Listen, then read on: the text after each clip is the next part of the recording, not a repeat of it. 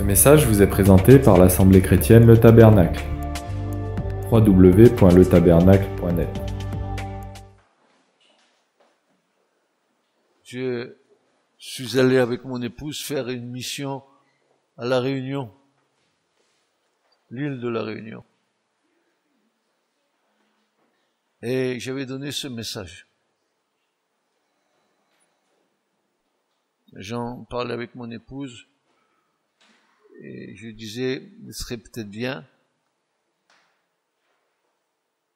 Je l'avais donné à La Réunion, mais pas ici, pas dans l'Assemblée.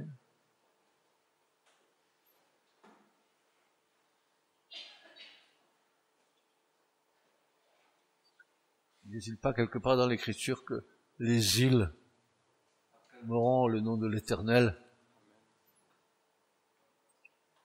Et c'est à cause de cela que nous sommes allés en mission dans plusieurs pays pour que le nom du Seigneur soit glorifié. Quelle était la nature de ce message? Il est parfois bon que dans notre marche, nous puissions faire le point. Et justement, ce passage de l'Écriture va nous aider à avoir un regard sur nos vies, la façon dont nous sommes venus au Seigneur. Si nous avons été enfantés de la bonne façon, parce que il y a aussi parfois des fausses couches spirituelles. Vous avez entendu ce que je viens de dire? Parfois, il y a des fausses couches spirituelles.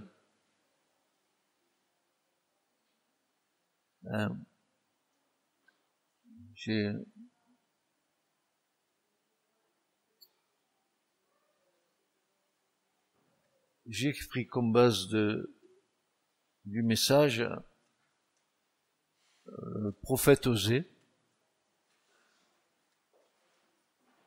Quand on connaît la vie d'Osée, tout ce que Dieu lui a demandé, on voit que c'est un homme qui a été éprouvé par Dieu, mais qui a, à la fin, un peu comme Job, a retrouvé toute sa position dans le Seigneur. Et dans Osée chapitre 10, et versets 11 à 13, voici ce que le prophète va dire. Bien sûr, le regard qu'il pose, c'est sur Israël, son peuple. Et ce que va dire Dieu à travers d'Osée va s'adresser au peuple d'Israël. Mais ce matin, dis-toi bien une chose, c'est que aujourd'hui, Dieu dit la même chose à l'Église.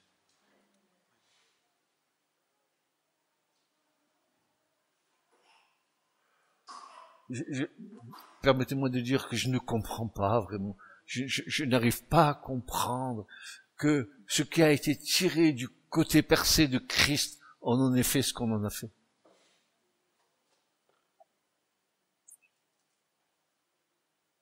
Bien sûr, je veux bien comprendre qu'on est dans les temps de la fin. Je veux bien comprendre qu'on est dans un temps d'apostasie. Je veux bien comprendre, mais où je ne comprends pas, c'est ceux qui prétendent avoir la foi et qui pourtant sont des anti-témoignages pour le royaume des cieux. Alors voilà ce que dit Osée. Il va parler d'abord de la tribu d'Éphraïm.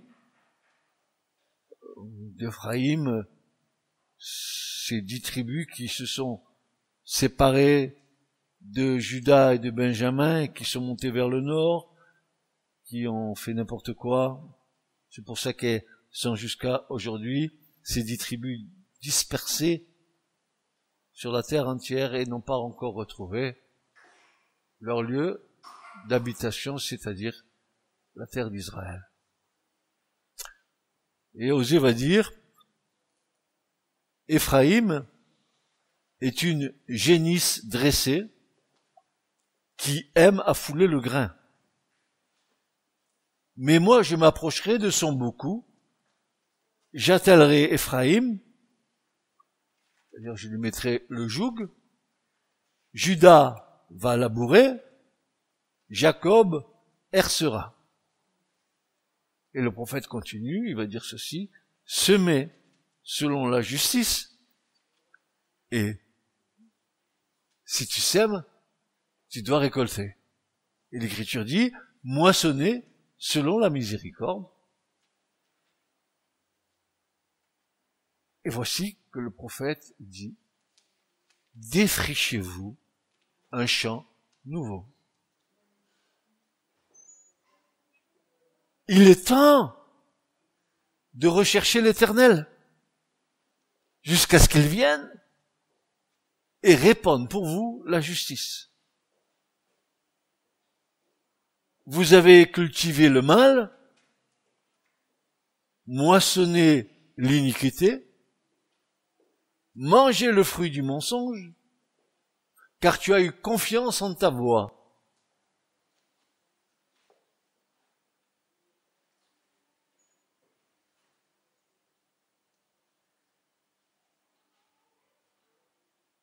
Ce qu'il y a avec le Seigneur, c'est que il n'a jamais donné des enseignements qui ne soient pas à la portée des hommes.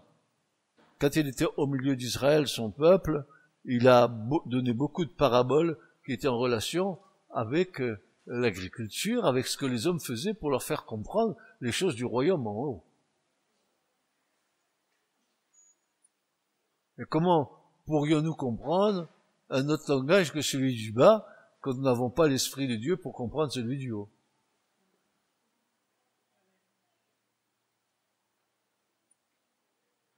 Alors, le prophète transmet les paroles de Dieu qui nous disent « Défrichez-vous un champ nouveau ». Ah, ça veut dire quoi ça? Alors, à l'époque, j'avais réfléchi un peu sur ce passage et je m'étais arrêté un peu sur la façon dont les cultivateurs, les personnes qui veulent espérer produire un certain nombre de récoltes abondantes, comment ils devaient procéder pour que les terrains sur lesquels ils allaient semer puissent produire cette récolte-là.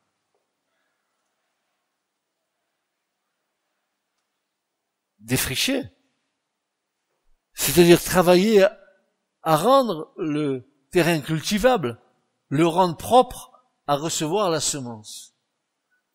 Tu as compris que le terrain en question, c'est toi, ton être intérieur. Il faut que tu rendes ce terrain qui soit ensemençable par le Seigneur, cultivable par le Seigneur, pour espérer produire une récolte en toi. Alors, 5 actions sont nécessaires pour rendre un terrain nouveau cultivable. Un terrain nouveau cultivable. Et prêt à donner son fruit. Et cela en espérant, bien sûr, une récolte.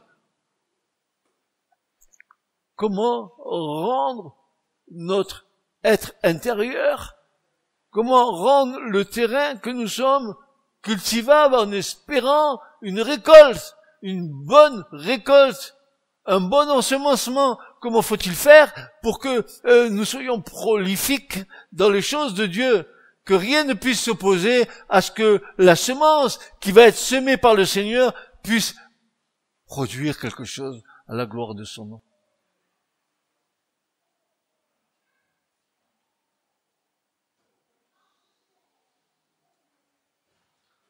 Car si certaines actions et certains travaux sur le terrain sont de notre ressort, d'autres sont du ressort de Dieu et nous les contrôlons pas. Par exemple, je parle d'une semence qui serait semée et ça ne dépend pas de nous que la pluie tombe. Ça dépend de Dieu. Dieu arrose. Pas toi, Dieu. il arrose. Donc, il y a des actions qui vont nous échapper dans cet ensemencement.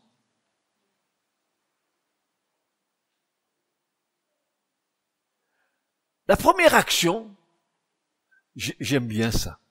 La première action, pour que le terrain soit apte à recevoir la semence, il faut premièrement que le terrain passe par le feu. Vous avez vu, souvent nous voyons que les cultivateurs, quand ils veulent faire une nouvelle récolte sur un terrain qui était un peu en jachère, ils mettent le feu sur le terrain pour brûler toutes les mauvaises herbes. Mais ça, celles-là, c'est celles qui sont en surface, celles qui sont visibles. Tu sais, tes gros défauts, qui sont gros comme des montagnes.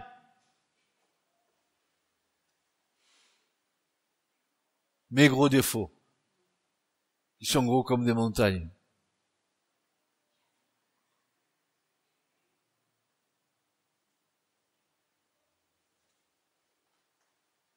Éliminer toutes sortes d'éléments nuisibles qui pourraient nuire à l'ensemencement et au développement des semences. C'est-à-dire que le terrain, il faut qu'il soit pratiquement brûlé totalement, car tout ce qui est en surface doit être brûlé, mais pas que ça.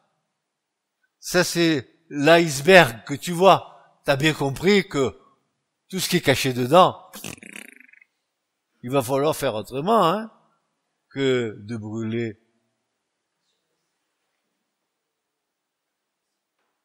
Oui. Ah, c'est pas bon, la charrue, hein. Ah, le soc qui rentre dans la terre, qui va remonter les pierres, les orties, les ronces, et tout le tutti quanti là que nous avons bien caché de nos vies.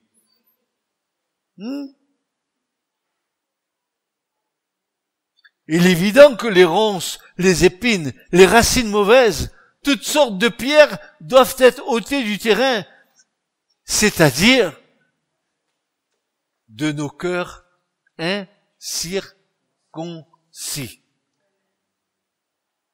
Ah, quelle bonne personne.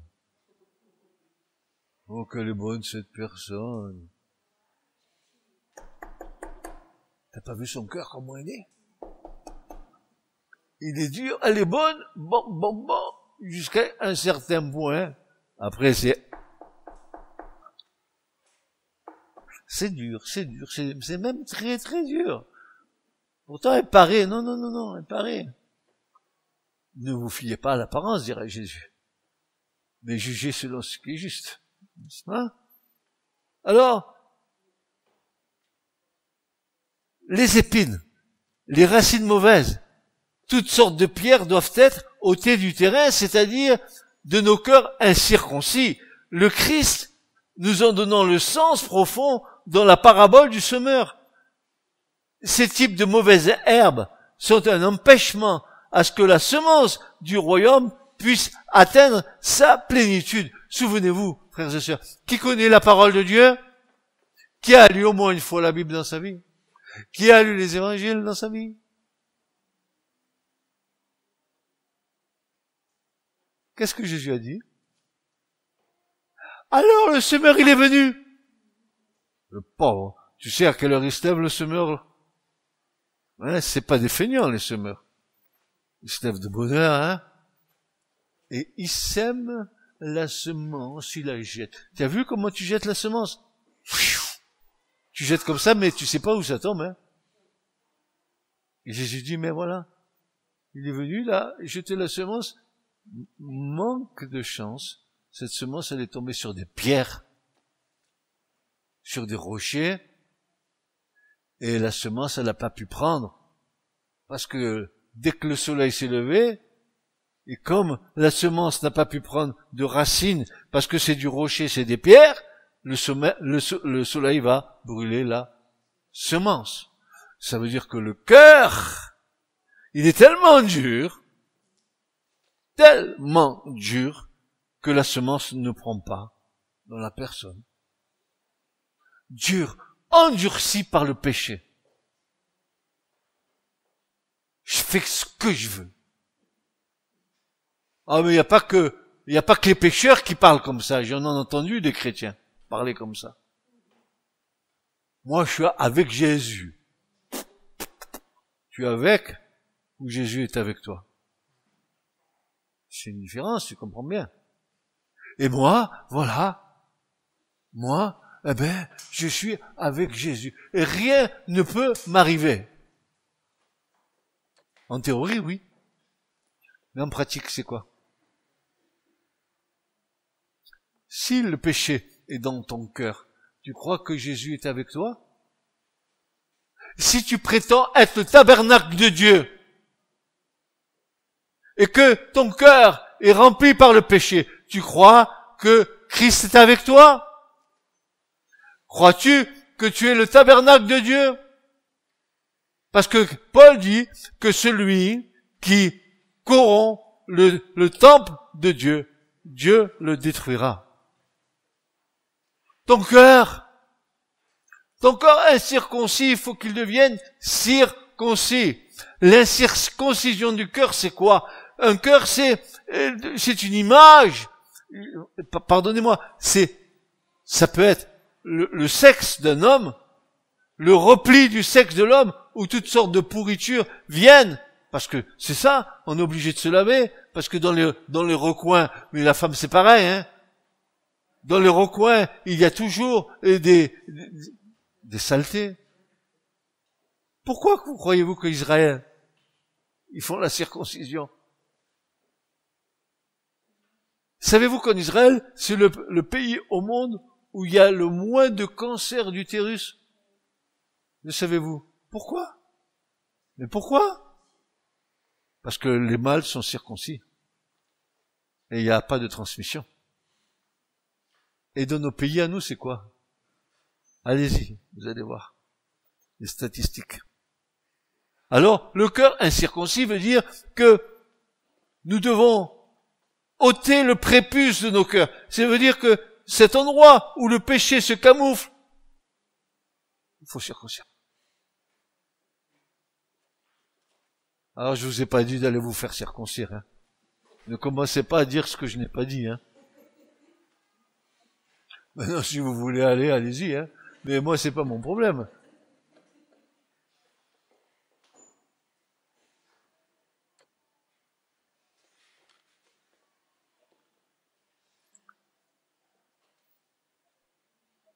Ceci équivaut à circoncire nos cœurs, ôter le prépuce de nos cœurs, déraciner toute plante que notre Père Céleste n'a pas plantée. Vous connaissez ce passage des Écritures où Jésus dit, c'est pas ce que vous avalez et qui va dans le lieu secret qui souille l'homme, mais c'est ce qui sort du cœur de l'homme.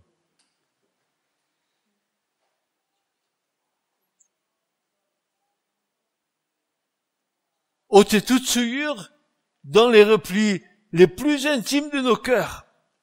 Et c'est ce que dit l'Éternel à Israël en Deutéronome 16, il va dire ceci, circoncisez donc le prépuce de votre cœur. Or là, en hébreu veut dire la circoncision. Le découpage de la circoncision. Allez. Quitte là où le péché peut se nicher.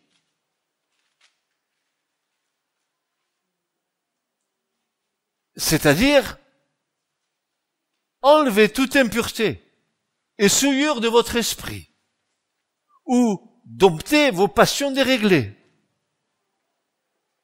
Ce qui bouche, qui obstrue notre cœur, c'est-à-dire la cuirasse de notre cœur, c'est quoi? C'est qui? C'est le péché qui a endurci le cœur.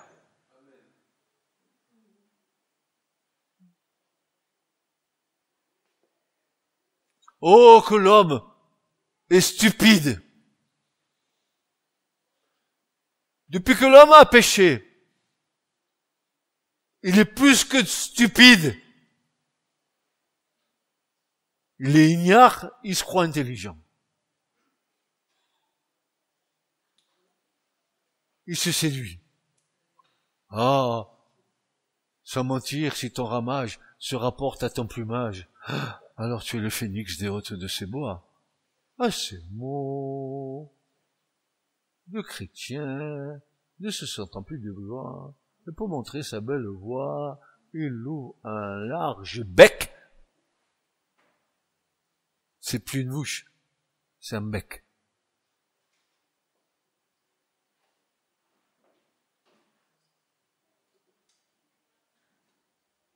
Ce qui bouche, qui obstrue nos cœurs, c'est-à-dire la cuirasse qui obstrue nos cœurs, c'est le péché. Et c'est là le rôle éminemment précieux du Saint-Esprit qui purifie nos consciences des œuvres mortes à l'aide du sang précieux de l'agneau de Dieu qui ôte le péché du monde.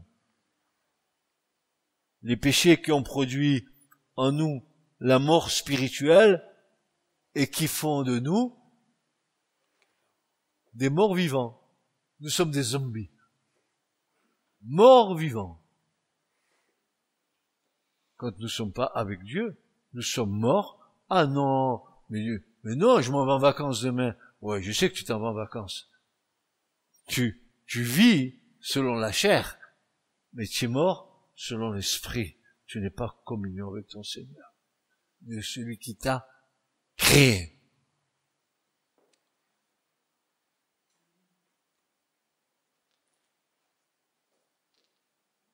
Il serait totalement inutile, écoute bien, de vouloir et de croire que de semer dans un cœur qui ne serait pas passé par cette première étape puisse un jour porter du fruit. Impossible. Il faut que tu passes par le feu.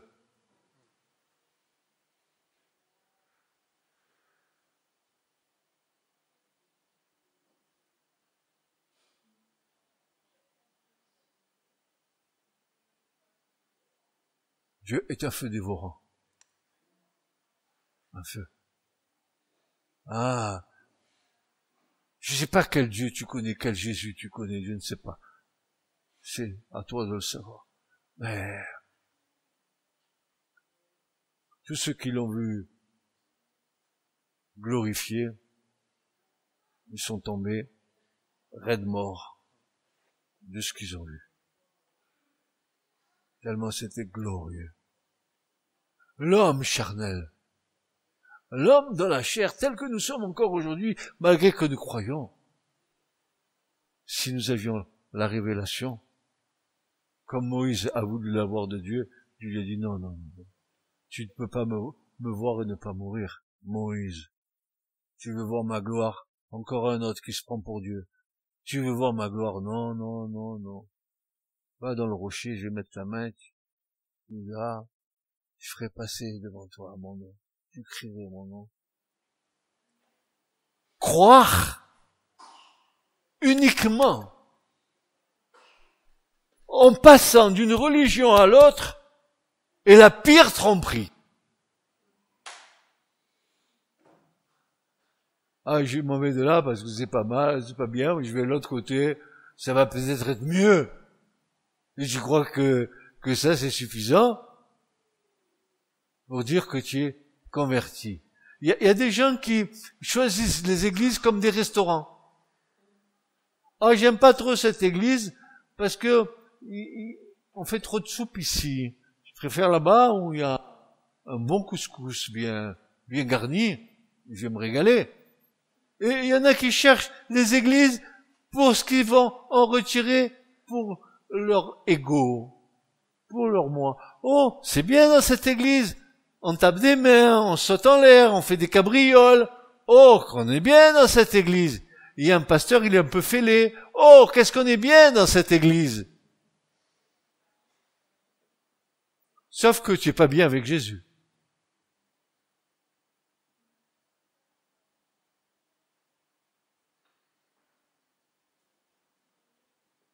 Croire uniquement en passant d'une religion à l'autre est la pire des tromperies. Il nous faut naître de nouveau et il nous faut naître d'en haut. D'en haut, Jésus a dit. Il faut que vous naissiez d'en haut. De l'esprit de mon Père. Dieu des esprits sur toute chair. Faut que vous naissiez de mon esprit. Pour comprendre les choses d'en haut. Comment pourrais-tu comprendre les choses ineffables d'en haut si tu n'as pas reçu l'esprit de Dieu pour te faire saisir quelques bribes que Dieu veut bien t'accorder? C'est parce que tu serais complètement foudroyé si tu donnais la révélation du royaume en haut.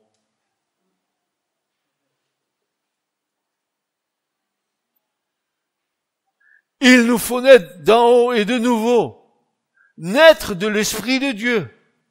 Et pour cela, pour naître de l'Esprit de Dieu, il nous faut avoir un cœur purifié. Le Saint-Esprit ne peut pas habiter dans une habitation qui serait pas glorieuse. Un tabernacle glorieux. Mettre à plat nos vies avec l'aide et le concours du Saint-Esprit qui nous convainc de péché, de justice et de jugement. Et voilà ce que déclare l'Écriture. Pour bien nous faire comprendre qu'il n'y a aucun moyen de prospérité pour vous et pour moi si nous n'avons pas mis à plat nos vies. Voilà ce que déclare l'Écriture. Celui qui cache ses transgressions ne prospérera point. Tu comprends ce qu'il est dit là? Il n'y a aucune possibilité dans le futur de prospérer si tu caches tes péchés. Mais celui qui les confesse, qu'est-ce que ça veut dire confesser? Ah, il faut saisir le poids des mots quand même. Hein? Je t'ai pas dit que tu viennes au confessionnat. Confesser, c'est avouer. Par le moyen de la parole, faut que ça sorte de moi. Faut pas que ça reste, surtout. Parce que sinon, ça va t'empoisonner la vie. Et le problème de beaucoup de chrétiens, soi-disant chrétiens, c'est qu'ils prospèrent pas spirituellement parce qu'ils n'ont pas eu un bon départ dans la foi.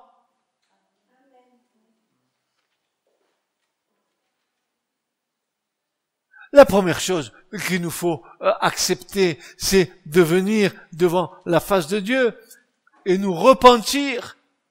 Il faut que nous ayons une conviction du Saint-Esprit dans nos cœurs de dire, mais non, nous avons été à côté de la plaque pendant tant et tant et tant d'années, ayant nos yeux fixés non pas sur Dieu mais sur nous-mêmes. C'était nous, Dieu.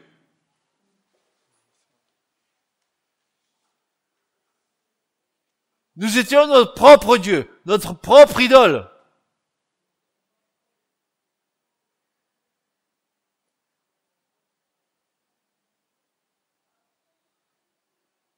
Celui qui cache, qui camoufle, qui garde dans son cœur, qui va même aller plus loin, c'est que certains péchés sont tellement énormes, tellement gros, qu'on a honte à les confesser. Alors qu'est-ce qu'on fait? On les laisse en nous et on les met au fond de nous, comme si en les mettant au fond de nous, ils avaient disparu. C'est faux. Un de ces 4 matins, ils vont remonter. Car le Saint-Esprit va pas te laisser comme ça. Il va falloir que tu évacues pour retrouver la paix. Il va falloir bien que ça ressorte, hein. Les petites scories, toutes les choses qui sont là. Vous savez, on en a vu des choses. On en a vu dans notre service avec Dieu. Moi, j'ai vu une fois une personne de plus de 70 ans qui s'est mis à crier dans une salle où il y avait, je sais pas combien de centaines de personnes qui criaient parce que elle avait mis 70 ans ou peut-être 60 ans ou 65 ans à confesser que son père l'avait violée. Elle avait gardé ça pendant tant d'années.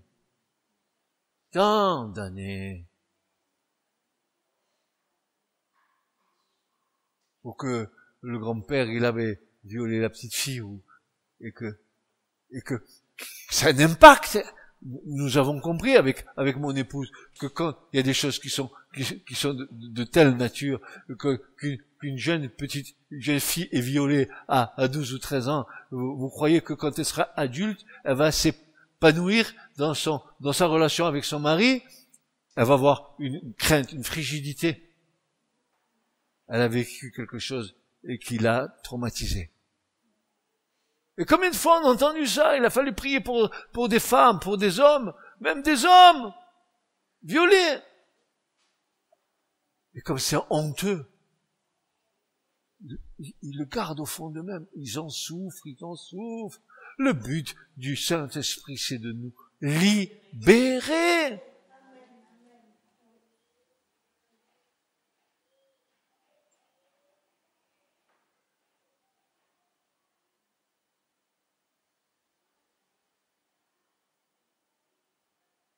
Ah, si nous connaissions le don de Dieu, et la grâce et la miséricorde que Dieu veut nous accorder pour notre bien à tous, on rechignerait pas. Ah, c'est comme dit Paul, il dit, il y a des choses honteuses qu'ils font en secret, il est même pas bon. Regardez, je vais le lire, Éphésiens. Mieux, la lecture est bien mieux que mes paroles.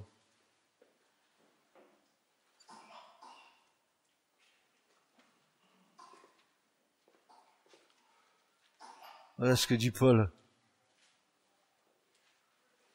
Vous n'avez rien de commun avec les œuvres infructueuses des ténèbres, mais plutôt, Éphésiens chapitre 5, n'est-ce pas, et verset 11, n'ayez rien de commun avec les œuvres infructueuses des ténèbres, mais plutôt reprenez-les aussi, car les choses qu'ils font en secret, il est honteux même de les dire.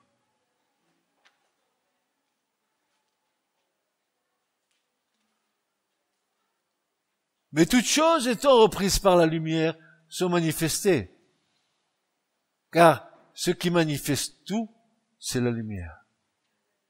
Tout ce qui est ténèbres en nous, tout péché obscur, pourri, corruption, doit être éclairé par la lumière du Seigneur. Vous savez, un jour j'ai saisi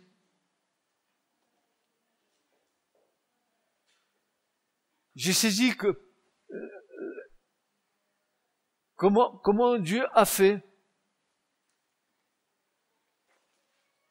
J'ai pas tout compris, mais j'ai saisi. Quand Dieu se présente à un homme, à une femme, pour qu'il passe des ténèbres à la lumière, que va dire Dieu? Que la lumière soit dans cette personne. Parce que Dieu est lumière. Il faut que la lumière apparaisse dans cette personne. Et pour que la lumière apparaisse, il faut que les ténèbres soient chassées. Et Paul va le dire. Béni soit le Dieu et le Père de notre Seigneur Jésus-Christ qui nous a transportés du royaume des ténèbres dans le royaume du Fils de son amour. Voilà. Tu passes d'un camp à l'autre. Des ténèbres, tu passes à la lumière. Et tu vas voir que la lumière n'a rien à voir avec les ténèbres. Mais non, où c'est compliqué, c'est quand tu veux être dans la lumière, et que tu désires être dans la lumière, et que tu es encore un peu dans les ténèbres, que tu n'as pas pris de position réelle devant Dieu. Tu es en train de marcher comme un équilibriste sur un fil, un coup d'un côté, un coup de l'autre. À un moment donné, il va falloir que ton oui soit oui et que ton non soit non. Tu n'as pas le choix. Tu peux pas. Parce que ta conscience va te reprendre. Ce message vous a été présenté par l'Assemblée chrétienne Le Tabernacle. www.letabernacle.net